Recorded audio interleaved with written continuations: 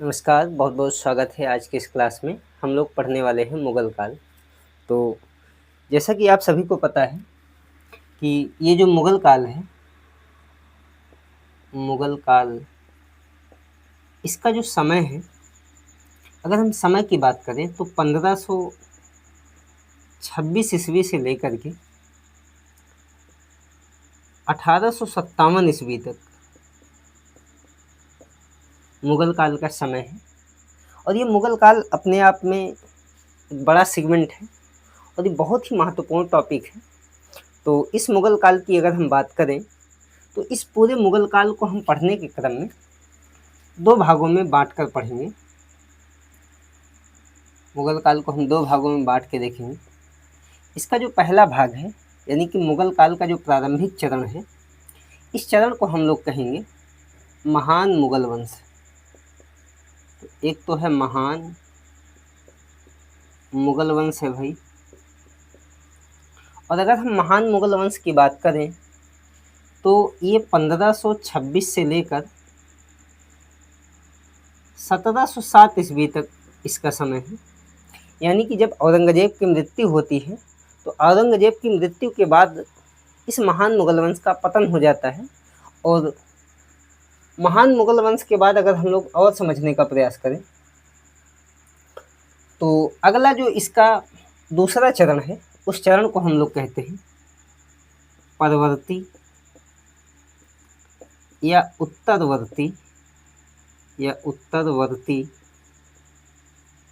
मुग़ल काल। और यदि हम परवर्ती या उत्तरवर्ती मुग़ल काल की बात करें तो ये है 1707 से लेकर 1857 ईस्वी तक का समय है। तो किस तरीके से हम लोगों ने देखा कि ये जो मुग़ल काल है, इसमें अगर हम लोग बात करें तो एक लंबा टाइम पीरियड है, यानी कि 1526 से लेकर के 1857 ईस्वी तक मुग़ल काल का समय है। इसलिए हमने अध्ययन के दृष्टि से इस मुग़ल काल को 2 भागों में बाँट रखा है। इसमें से जो इसका प्रारंभिक चरण है, इसको हम लोग महान मुग़ल वंश के नाम से जानते हैं, जिसका समय 1526 से लेकर के 1707 ईस्वी तक है।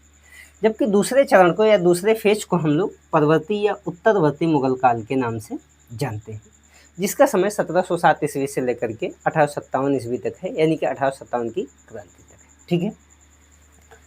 अब अगर हम महान मुग़ल वंश की बात करें तो इस महान मुग़ल वंश में कुछ जो भी शासक हैं महत्वपूर्ण, उनको हम क्रम से हम देख लें, क्योंकि इतिहास में कुछ ऐसे प्रश्न बनते हैं जो शासकों की क्रोनोलॉजी से सवाल आते हैं।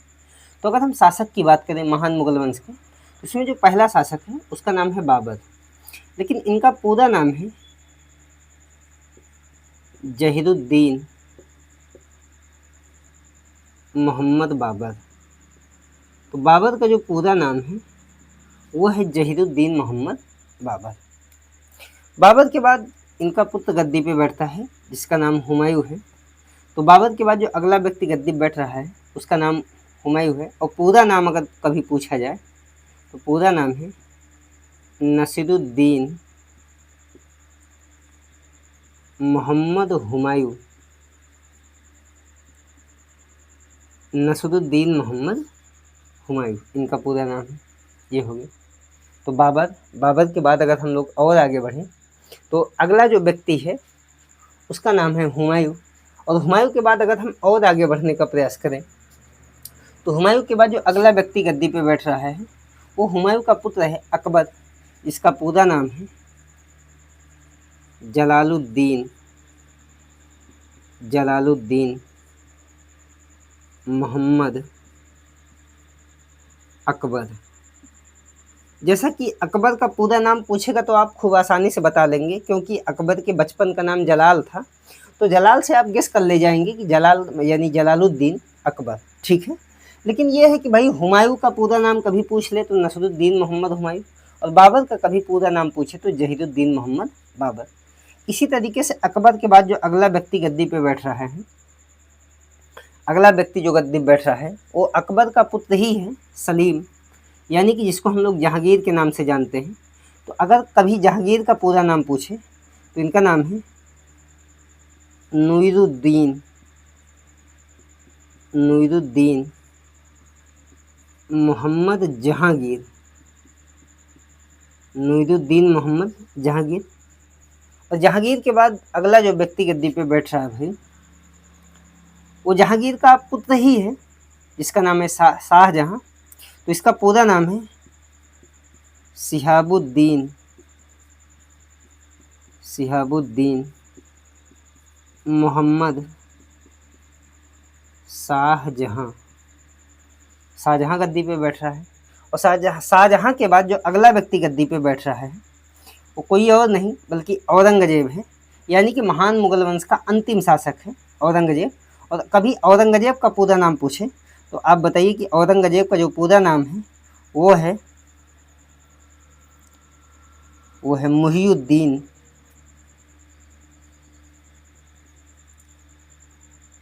मुहियुद्दीन मोहम्मद औरंगजेब। तो इस तरीके से हम लोगों ने क्रम से देखा कि महान मुगल वंश के कौन कौन से शासक हैं और उनका क्या क्या नाम है, जैसे बाबर, हुमायूं, अकबर, जहांगीर, शाहजहां और औरंगजेब। तो कभी कभी आपसे सवाल पूछा भी गया है, एक तरफ शासक का नाम दे देगा और एक तरफ इनका मूल नाम दे देगा। तो बाबर को जहीरुद्दीन से मिलाना है, हुमायूं को नसरुद्दीन से, जबकि अकबर को जलालुद्दीन और जहांगीर को नुइरुद्दीन के नाम से, और इसके अलावा शाहजहां को शिहाबुद्दीन और औरंगजेब को मुहियुद्दीन से मिलाना है।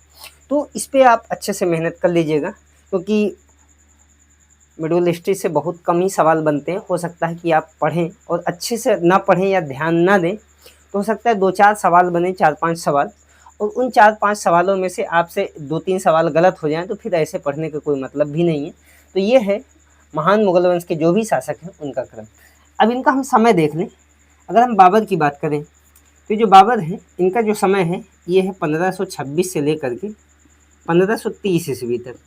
चूँकि बाबर का जो अगर हम समय देखें तो बाबर का बहुत अधिक समय भारत में नहीं गुजरा, यानी कि बाबर मात्र 4 वर्षों तक ही भारत में रह पाया। और बाबर की जो है 1530 ईस्वी में किस प्रकार से मृत्यु हो जाती है, और जैसे बाबर मरता है तो बाबर के मरने के बाद अगला जो इसका पुत्र है हुमायूं, वो गद्दी पे बैठता है। यानी कि इसके समय की बात करें तो ये जो हुमायूं है ये 1530 से लेकर के 1540 ईस्वी तक गद्दी पे बैठता है। इसके अलावा 1540 ईस्वी में अभी बीच में एक व्यक्ति है जिसका नाम है शेर शाह सूरी। तो शेर शाह सूरी ने किस प्रकार से हुमायूं को पराजित किया, और पराजित करने के बाद न केवल इसको पराजित किया बल्कि पराजित करने के बाद हुमायूं को भारत से बाहर ही खदेड़ भगाया, यानी भारत छोड़ने के लिए मजबूर कर दिया। हालांकि इस बात को बाबर ने हुमायूं से पहले ही बताया था, क्योंकि खानवा के युद्ध में शेर शाह सूरी ने कहीं न कहीं बाबर की तरफ से युद्ध लड़ा था। और जब बाबर की तरफ से युद्ध लड़ा था तो कहा जाता है खानवा के युद्ध के बाद बाबर जो है अपने विजय का यानी कि जश्न मना रहा था। और उसी जश्न में हमने बताया कि चूँकि शराब पी जा रही थी। अब बाबर तो शराब नहीं पी रहा था, लेकिन हुमायूं जो था आपका वहाँ पे था, और शेर शाह सूरी भी उस आपका जो है पार्टी में शामिल भी था। और तभी जो है बाबर ने शेर शाह सूरी को देखा कि किस तरीके से शेर शाह सूरी जो है ये शराब प्याले में लेता था, और लेने के बाद ये पीता नहीं था बल्कि बगल में जो है रखे हुए गमले के पास गिरा देता था और पीने की एक्टिंग करता था। तभी बाबर बैठ के इसको दूर से देख रहा था, और तभी इसको समझ गया और अपने पुत्र हुमायूं को बुलाया। और हुमायूं को बुला करके उसने कहा कि देखिए जो शेर शाह सूरी है इसको जो है इससे बच के रहना, क्योंकि ये चालाक अफगान लोमड़ी है, और तो और इसको पकड़ लो। लेकिन जब तक हुमायूं या उसके जो है बाबर के जो सैनिक हैं जब तक शेर शाह सूरी को पकड़ते तब तक शेर शाह सूरी जो है वहाँ से भाग निकला। लेकिन बाबर ने हुमायूं को समझाया था कि देखिए तुम कुछ भी करना, अपने पुत्र हुमायूं से समझाया था कि देखिए पुत्र तुम कुछ भी करना, लेकिन इस शेर शाह सूरी से बच के रहना, क्योंकि ये चालाक अफगान लोमड़ी है। लेकिन फिर भी हुमायूं ने बाबर की बात को उतना गहराई से नहीं लिया या उतना ध्यान नहीं दिया। इसी की वजह से हुमायूं को शेर शाह सूरी ने पराजित किया, बल्कि न केवल पराजित किया बल्कि भारत से बाहर इसको खदेड़ भगाया। तो इसी क्रम में लगभग 15 वर्षों का यानी कि एक ऐसा समय आता है जिस समय शेर शाह सूरी या उसके उत्तराधिकारियों के द्वारा शासन किया गया। यानी कि 1530 से 40 तक हुमायूं रहा, फिर बीच के 15 साल शेरशाह सूरी और उसके उत्तराधिकारी शासन किए, और बाद में आगे चल करके 1500, अगर हम लोग देखें 1555 से लेकर के 1556 ईस्वी तक फिर हुमायूं के द्वारा शासन किया गया। अभी हम लोग देखेंगे किस प्रकार से 1555 या 56 ईस्वी में मच्छीवाड़ा का युद्ध जो है बैरम खां की मदद से हुमायूं जीतता है, और जीतने के बाद ये किस प्रकार से भारत के इतिहास में यानी कि फिर से एंट्री मारता है और आता है भारत में आता है, और 1555 से लगभग 1 साल तक शासन करता है, यानी 1556 ईस्वी तक।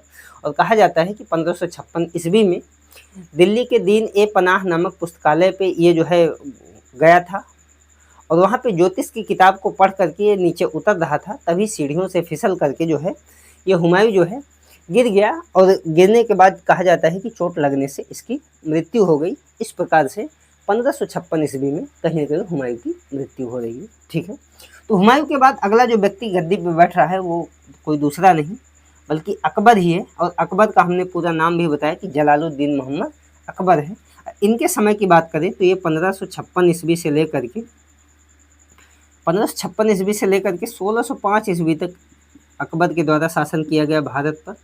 और अकबर के बारे में आप जानते हैं कि ये कोई और नहीं बल्कि हुमायूं का पुत्र ही है, और जिस समय अकबर का जन्म हो रहा है उस समय हुमायूं भारत का शासक नहीं था, बल्कि शेरशाह सूरी ने हुमायूं को कहीं न कहीं पराजित करके भारत से बाहर खदेड़ भगाया था।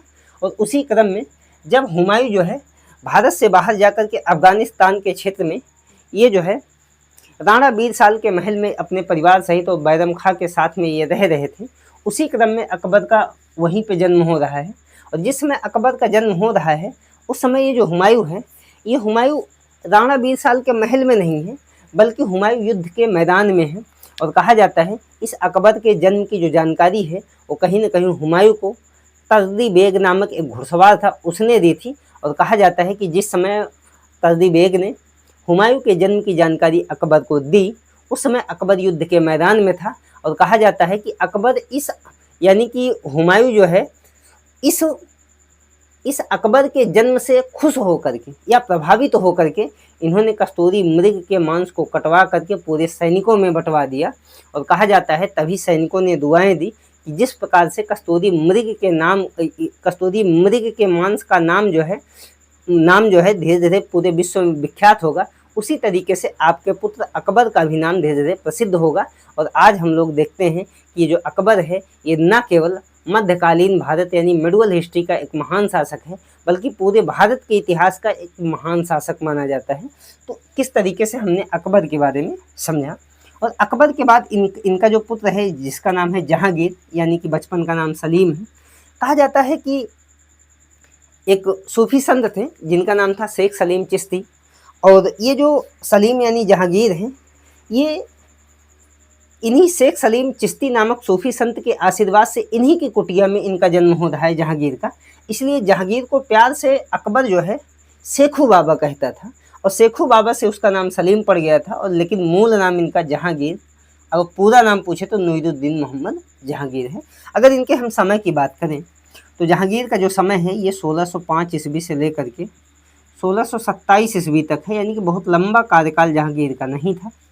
और जहांगीर का ही पुत्र है शाहजहां, और शाहजहां के बारे में अगर हम लोग देखें तो इनका जो समय है ये 1627 ईस्वी से लेकर के 1658 ईस्वी तक है, 58 ईस्वी तक है, 1658 ईस्वी तक है। और कहा जाता है इन्हीं शाहजहां का जो पुत्र है वो है औरंगजेब।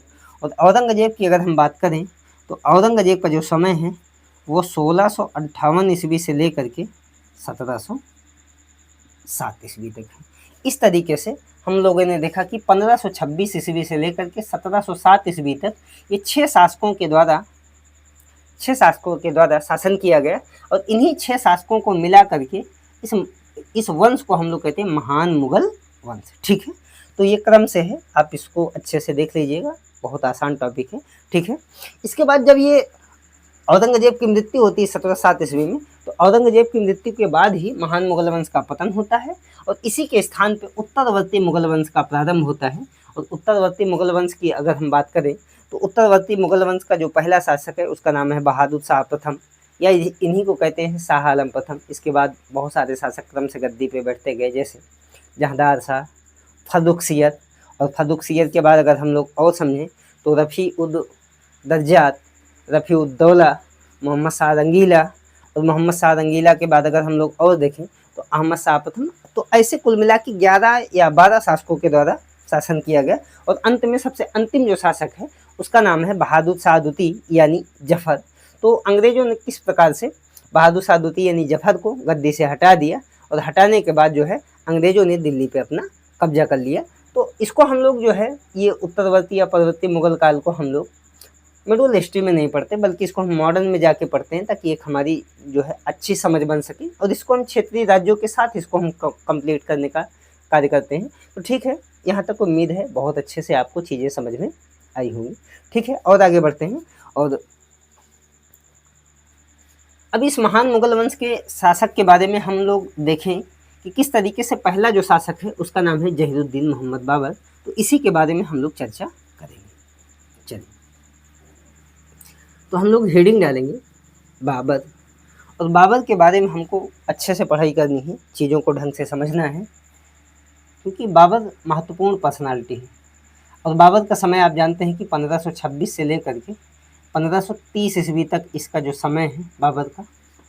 लेकिन बाबर को हम पढ़ने के पहले, या किसी भी टॉपिक को या किसी भी शासक को पढ़ने के पहले उसकी हम एक रूपरेखा बना लें, ताकि हम उसको अच्छे तरीके से समझ पाएँ और रिवीजन करने में हमको आगे चल कर के बहुत ही आसानी हो। तो इसलिए अगर हम बाबर को यदि पढ़ना चाहें तो बाबर के बारे में क्या पढ़ें, कैसे पढ़ें, तो इसको एक बार हम देख लेते हैं।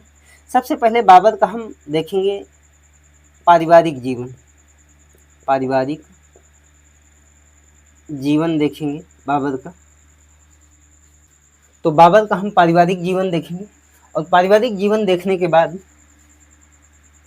बाबर की उपाधियों पे चर्चा करेंगे, क्योंकि बाबर की जो उपाधियां हैं ये बहुत इंपॉर्टेंट है। कई उपाधियां हैं, अभी हम लोग एक एक करके देखने का प्रयास करेंगे। तो बाबर की उपाधियों को समझेंगे, और बाबर की उपाधियों को समझने के बाद बाबर का हम प्रारंभिक जीवन देखेंगे, प्रारंभिक जीवन देखेंगे बाबर का। और प्रारंभिक जीवन के बाद हम लोग अगर हम और आगे बढ़ें तो हम लोग देखेंगे बाबर का राजनैतिक जीवन देखेंगे, किस तरीके से बाबर के द्वारा मध्य एशिया में संघर्ष किया गया। मध्य एशिया के क्षेत्र में बाबर ने संघर्ष किया, और मध्य एशिया में देखेंगे तो सबसे पहले ये फरगना का शासक बना, और किस तरीके से फरगना का शासक बनने के बाद जो है बाबर ने किस तरीके से समरकंद को जीतने का प्रयास किया। और एक समय ऐसा आया कि बाबर के हाथ में ना ही फरगना रहा और ना ही समरकंद, तो बाबर के हाथ से फरगना भी निकल गया और समरकंद भी निकल गया। तो बाबर मजबूरी में फरगना और समरकंद को छोड़ करके बाबर जाता है अफ़गानिस्तान के क्षेत्र में, और वहाँ पे एक बाबर जो है काबुल को जीतता है। और इसी काबुल को जीतने के बाद 1504-5 ईस्वी में बाबर ने काबुल पर कब्जा कर लिया, और तो और काबुल को अपना केंद्र बनाया। और यही काबुल में ही 1506-7 ईस्वी में बाबर ने एक उपाधि धारण की, बादशाह की उपाधि। तो इसको भी हम आगे चल के अभी उपाधि वाले टॉपिक में अच्छे से समझेंगे। और तो यहाँ पे बाबर ने काबुल पे कब्जा किया और यहाँ पे बादशाह की उपाधि धारण किया। उसके बाद कहा जाता है कि बाबर जो है 1526 ईस्वी में या उसके पहले ही बाबर जो है काबुल को जीतने के बाद जो है बाबर भारत की तरफ आगे बढ़ा। तो हम लोग देखेंगे कि किस तरीके से बाबर ने भारत की तरफ आगे बढ़ा और बाबर ने विजय अभियान किए। और भारत में बाबर के कुछ महत्वपूर्ण विजय अभियान किए गए, जैसे पानीपत, खानवा, चंदेरी और घाघरा। तो ये सारे कुछ महत्वपूर्ण लड़ाइयाँ बाबर के द्वारा लड़ी गई। हम एक एक करके इसको समझने का प्रयास करेंगे। और सबसे अंत में साहित्यिक जीवन देखेंगे हम लोग। बाबर ने किस तरीके से साहित्य के क्षेत्र में बाबर ने काम किया। बाबर तो एक ऐसा शासक है जिसने अपनी जीवनी लिख रखी है खुद से, जिसको हम लोग तुजुक-ए-बाबरी या वाक़यात-ए-बाबरी के नाम से भी जानते हैं।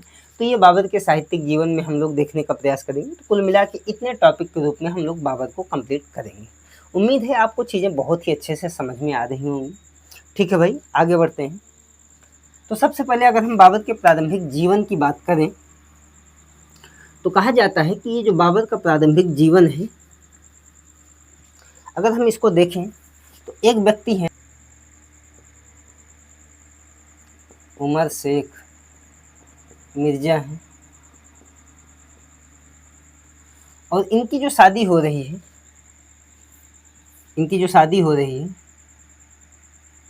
ये हो रही है आपका कुतलुग निगार खानम से शादी हो रही है। और इन्हीं दोनों लोगों से आगे चल करके 14 फरवरी, एग्जैक्ट डेट 14 फरवरी 1483 ईस्वी को ट्रांस आक्सियाना के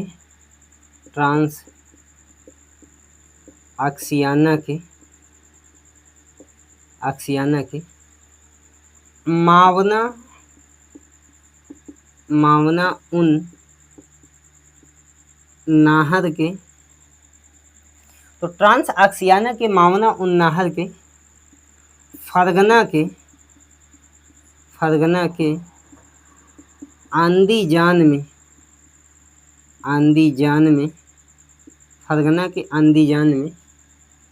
एक बच्चे का जन्म हो रहा है,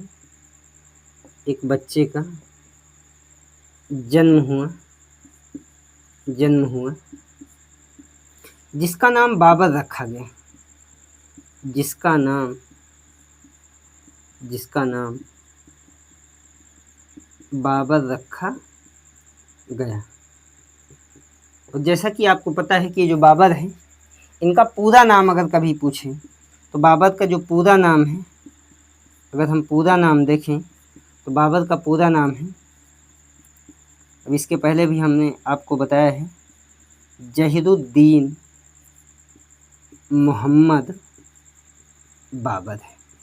तो इस प्रकार से हम लोगों ने देखा कि किस तरीके से 14 फरवरी 1483 ईस्वी को ट्रांस आक्सियाना का मतलब, अगर आप लोग एशिया की मैपिंग करे होंगे तो वहाँ पे आप देखे होंगे कि ये जो ट्रांस आक्सियाना है, ये अगर हम लोग समझने का प्रयास करें तो ये भारत का क्षेत्र है,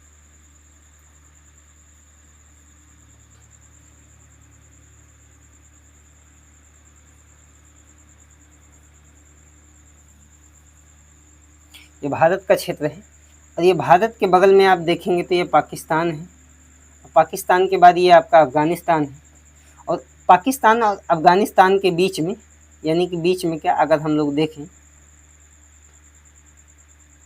तो कुछ इस तरीके से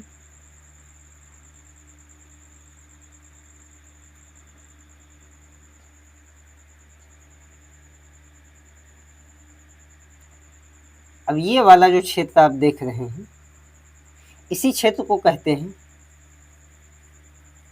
उज्बेकिस्तान। और यहीं पे देखेंगे तो यहाँ पे एक झील है, इस झील का नाम है कैस्पियन सागर, और यहाँ पे एक झील है अरल सागर। तो एक नदी है अमू दरिया, इधर से एक नदी है सिर दरिया। तो अमू दरिया और सिर दरिया नदी के बीच का जो क्षेत्र है, वही क्षेत्र कहलाता है ट्रांस आक्सियाना। तो यहीं पे हमने देखा किस प्रकार से कि 14 फरवरी 1483 ईस्वी को ट्रांस आक्सियाना के मावना उन नाहर के फरगना के आंदीजान में एक बच्चे का जन्म हो रहा है, जिसका नाम बाबर रखा गया। और हमने बताया कि किस तरीके से बाबर का जो पूरा नाम है वो है ज़हीरुद्दीन मोहम्मद बाबर। तो ये है। कभी आपसे पूछा जाए कि बाबर के पिता का क्या नाम था, तो उमर शेख मिर्ज़ा। अच्छा, ये जो उमर शेख मिर्ज़ा, अगर हम इनकी बात करें तो ये कोई और नहीं है, ये तैमूर लंग के पांचवें वंशज हैं।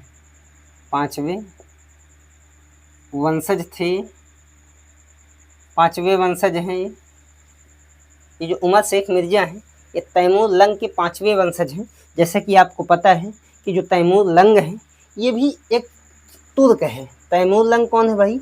एक तुर्क है। और कहा जाता है कि तैमूर लंग ने दिल्ली पे हमला किया, और हमला करने के बाद ये जो है 15 दिनों तक दिल्ली को लूटने के बाद यहाँ से वापस लौट गया। और इसी तैमूर लंग के पांचवें वंशज कौन है भाई? उमर शेख मिर्ज़ा। और अगर इनकी माँ का नाम पूछा जाए तो इनकी माँ का नाम है कुतलुग निगार खानम। और अगर हम इनकी बात करें तो जिस तरीके से उमर शेख मिर्ज़ा जो है तैमूर लंग के पांचवें वंशज हैं, उसी तरीके से अगर हम कुतुब निगार खानम की बात करें तो ये जो कुतुब निगार खानम है ये ये जो है मंगोल नेता चंगेज खां की ये 14वीं वंशज हैं भाई, 14वीं वंशज हैं। तो इसका मतलब ये है कि बाबर के जो पिता हैं ये तैमूर लंग के वंशज हैं और बाबर की जो माँ है ये कहीं ना कहीं अगर हम लोग देखें तो ये जो है मंगोल यानी कि मंगोल नेता चंगेज खां की वंशज है। इसका मतलब अगर हम समझने का प्रयास करें तो ये जो बाबर हैं इनके अंदर यानी कि बाबर का जो रक्त है उसमें तैमूर और मंगोल दोनों का मिश्रण है। इसीलिए बाबर के बारे में एक टर्मिनोलॉजी यूज की जाती है कि जो बाबर थे ये चगताई तुर्क थे। तो उम्मीद है यहाँ तक चीज़ें आपको समझ में बहुत अच्छे से आई होंगी। ठीक है, इसको मिटा के हम और आगे बढ़ने का प्रयास करते हैं। अगर हम लोग और देखें, अभी हम लोग देख ही रहे हैं क्या, बाबर का पारिवारिक जीवन। अगर हम लोग और बात करें तो ये जो बाबर हैं, अगर हम बाबर की बात करें तो बाबर के बारे में दो बातें आपको समझना है। क्या ये बाबर के बारे में पहली बात ये है कि बाबर जो थे ये चगताई तुर्क थे भाई। कौन थे? चगताई तुर्क थे बाबर, पहली बात। दूसरा, कहा जाता है कि जो बाबर हैं इनको जो है गद्दी में बैठाने में सबसे बड़ा योगदान इनकी दादी एहसान दौलत बेगम का बहुत बड़ा योगदान था। तो हम लिख सकते हैं कि जो बाबर हैं इनको गद्दी में बैठाने या गद्दी पर बैठाने में सबसे बड़ा योगदान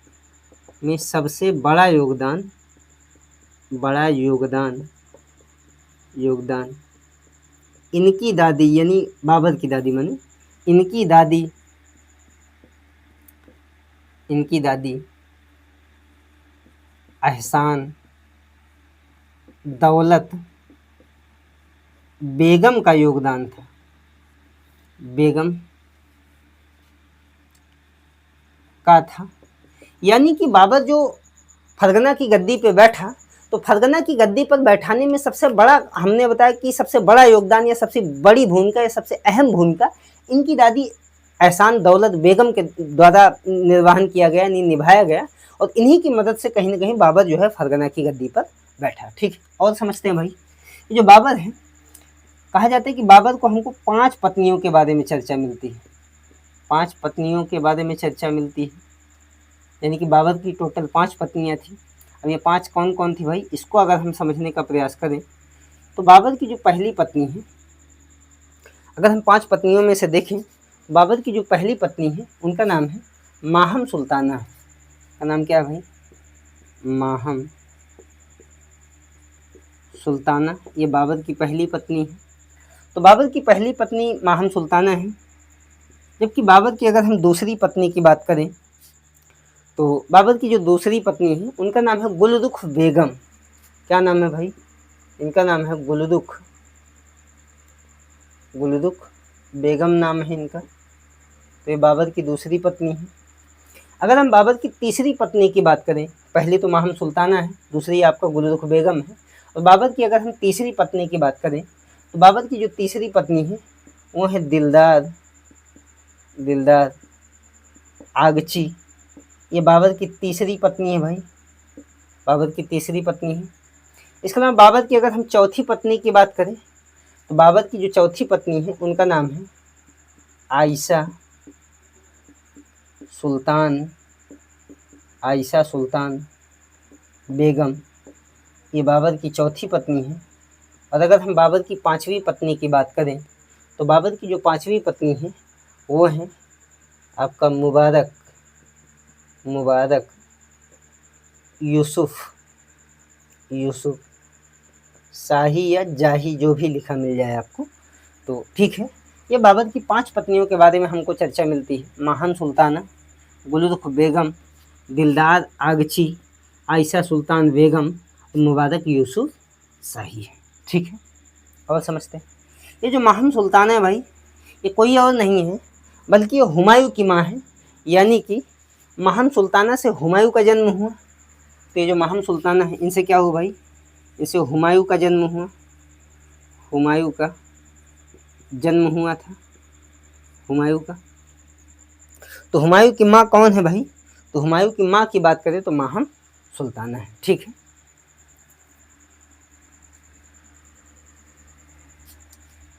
ये जो गुलरुख बेगम है, अगर इनके बारे में हम लोग देखें तो इनसे अगर हम लोग देखें तो एक तो कामरान, दूसरा अस्करी का जन्म हुआ। तो कामरान और अस्करी की माँ है भाई गुलरुख बेगम। अगर हम लोग देखें तो कामरान और अस्करी की माँ है गुलरुख बेगम। इसके अलावा अगर हम दिलदार आगची की बात करें तो जो दिलदार आगची हैं इनकी बात करें तो ये हिंदाल, इनसे हिंदाल और गुलबदन बेगम का जन्म हुआ। यानी कि हिंदाल और गुलबदन बेगम की माँ है दिलदार आगची। इसके अलावा ये जो आयशा सुल्तान बेगम है, अगर हम इनके बारे में देखें तो इनके बारे में ये जानकारी मिलती है कि जो आयशा सुल्तान बेगम है इन्होंने विपत्ति के समय बाबर का साथ छोड़ दिया था। तो हम लिख सकते हैं कि इन्होंने विपत्ति के समय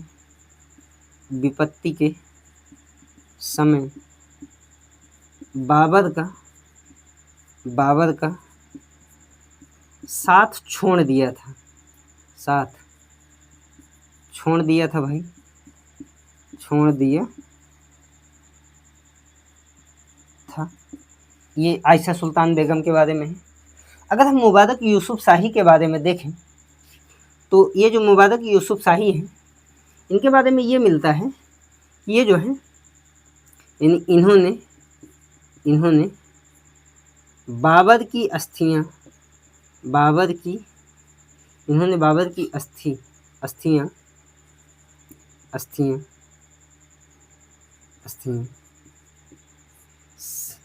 शेर शाह सूरी के समय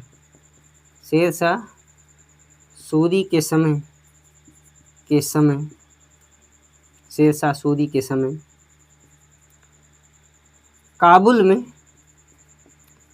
में दफनाई थी। यानी कि जिस समय शेर शाह सूरी शासन कर रहा था उसी समय इन्होंने बाबर की कब्र को, यानी कि बाबर की अस्थि को निकाल करके इन्होंने क्या किया कि जो है शेर शाह सूरी के समय ही बाबर की अस्थि को निकाल करके जो है इनको काबुल में ले जाके दफनाया गया, क्योंकि बाबर की इच्छा थी कि हमको जो है काबुल में दफनाया जाए। तो इस तरीके से इनको बाबर को पहले आराम बाग में दफनाया गया था और यहाँ से जो है इनको निकाल करके मुबारक यूसुफ शाही के द्वारा हमने बताया किस तरीके से बाबर को जो है कहीं न कहीं काबुल में दफनाया गया। तो ये काम करने का काम मुबारक यूसुफ शाही ने किया। तो ठीक है, ये बाबर की 5 पत्नियों के बारे में हमको जानकारी मिलती है। यानी कि हुमायूं की माँ कौन है, माहम सुल्ताना। कामरान और अस्करी की माँ का नाम है गुलरुख बेगम, जबकि हिंदाल और गुलबदन बेगम की माँ का नाम है दिलदार आगची। ये जो गुलबदन बेगम है भाई, इन्होंने एक किताब लिख रखी है। अगर इनकी किताब का नाम देखें तो इनकी किताब का नाम है हुमायूं नामा।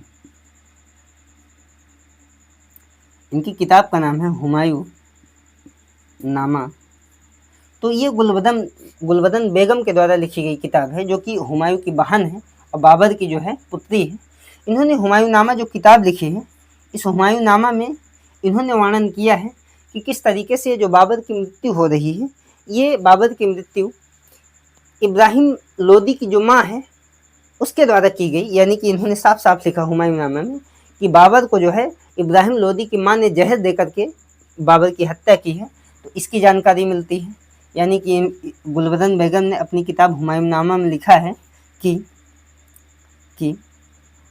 आपका जो है इब्राहिम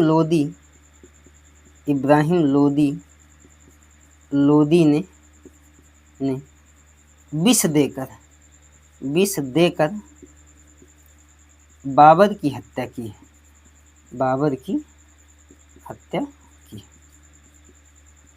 तो आपको उम्मीद है कि बहुत ही अच्छे से चीज़ें समझ में आ रही होंगी। तो ये हम लोगों ने किस तरीके से बाबर का पारिवारिक जीवन देखा। तो हम लोग और आगे बढ़ते हैं भाई। अगर हम लोग और आगे बढ़ें तो अब हम लोग चर्चा करेंगे बाबर की उपाधियों के बारे में। बाबर की जो उपाधियाँ हैं बहुत ही इम्पोर्टेंट हैं और एक एक उपाधि को हमको डिटेल से समझना है और देखना भी है, क्योंकि यहाँ से कई बार सवाल आपसे पूछे भी जाते हैं। अगर हम बाबर की उपाधि की बात करें भाई, तो बाबर की अगर हम उपाधि की बात करें, उपाधि का मतलब होता है उपनाम। उपाधि कहें या उपनाम अगर हम कहें तो कोई दिक्कत नहीं है। अगर बाबर की उपाधि को देखने पे आ जाए तो बाबर की कई सारी उपाधियां हैं। उनमें से अगर हम बाबर की पहली उपाधि देखें तो बाबर की जो पहली उपाधि है वो है जीवनी लेखकों का राजकुमार। तो बहुत मोस्ट इम्पॉर्टेंट उपाधि है बाबर की भाई, कि बाबर को जीवनी लेखकों का राजकुमार कहा जाता है। क्यों कहा जाता है? क्योंकि बाबर के द्वारा जो है अपनी आत्मकथा खुद लिखी गई है, जिसको हम लोग तुजुक ए बाबरी या वाक़यात ए बाबरी कहते हैं, और आगे चल कर के इसका जो है अन्य भाषा में अनुवाद किया गया। इसलिए इस तुजुक ए बाबरी या वाक़यात ए बाबरी को बाबरनामा के नाम से भी जाना जाता है।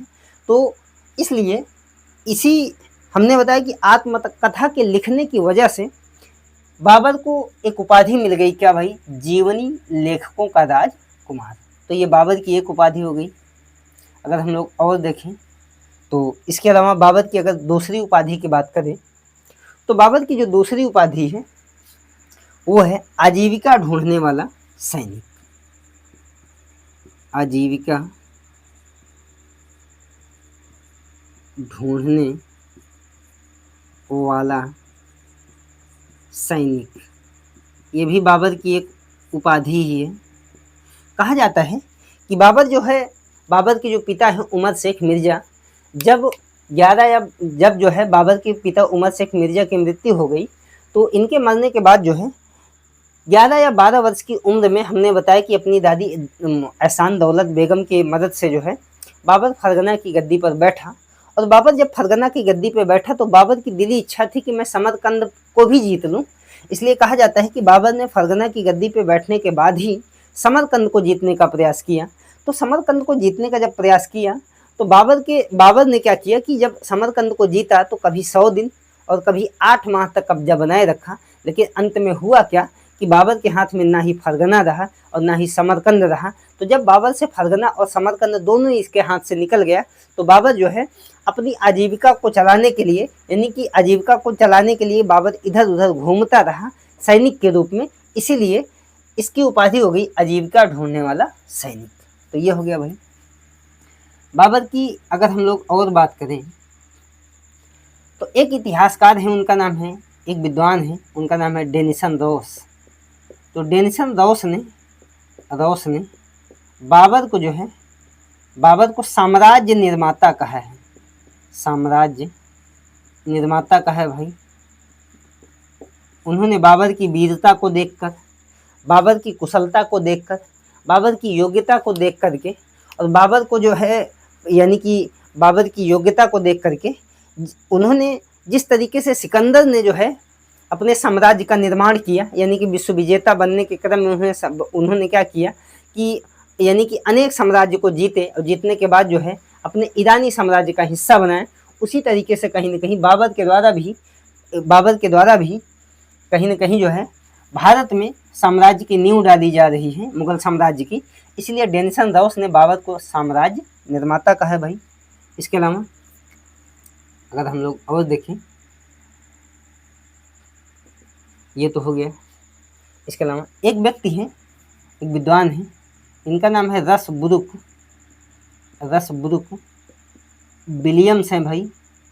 तो रसब्रुक विलियम्स, ये जो विद्वान हैं, इन्होंने बाबर की जो तुलना है, बाबर की तुलना मैकियावेली से की है। इन्होंने बाबर की तुलना मैकियावेली से की है। मैकियावेली से की है। जिस तरीके से इटली का शासक मैकियावेली था, उसी तरीके से हमने बताया कि इनकी जो तुलना की गई है रसब्रुक विलियम साहब के द्वारा मैकियावेली से की गई है। इसके अलावा अगर हम लोग और समझने का प्रयास करें भाई, यहाँ पे देख लेते हैं। बाबर की एक उपाधि है हजरत फिरदौस मकानी, बहुत इंपॉर्टेंट। तो बाबर की एक उपाधि है हजरत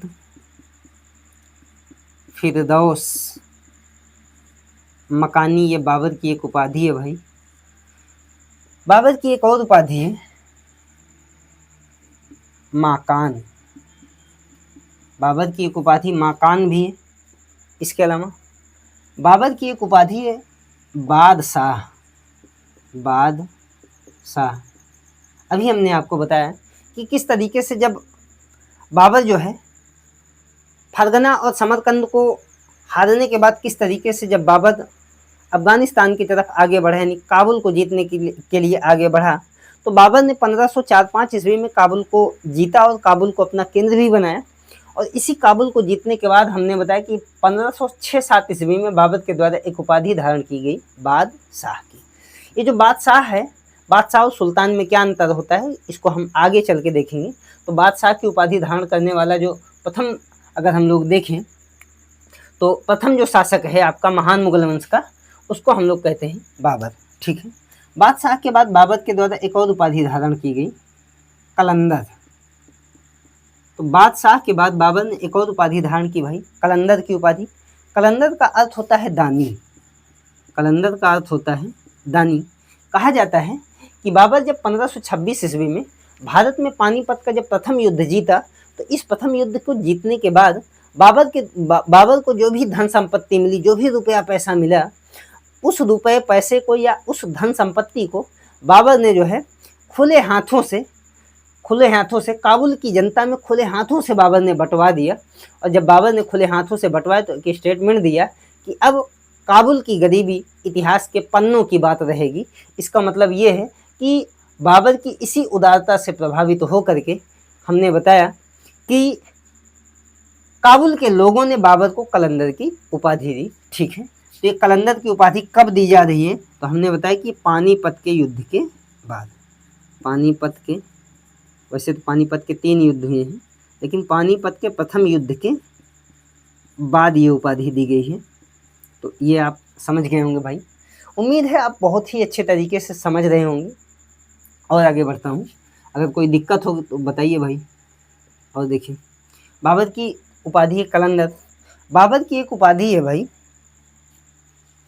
गाजी, बाबर की एक उपाधि है गाजी। गाजी उपाधि है बाबर की। गाजी का मतलब होता है गैर इस्लामिक व्यक्ति की हत्या करने वाला। ठीक है, तो बाबर की एक उपाधि गाजी भी है, लेकिन ये जो गाजी उपाधि है ये बाबर ने खानवा के युद्ध के बाद, खानवा के युद्ध के बाद धारण की थी, बाद धारण की गाजी की उपाधि। तो गाजी का मतलब हमने आपको बताया कि गैर इस्लामिक व्यक्ति की हत्या करने वाला। तो ये बाबर की कुछ उपाधियां हैं, जीवनी लेखकों का राजकुमार, आजीविका ढूंढने वाला सैनिक।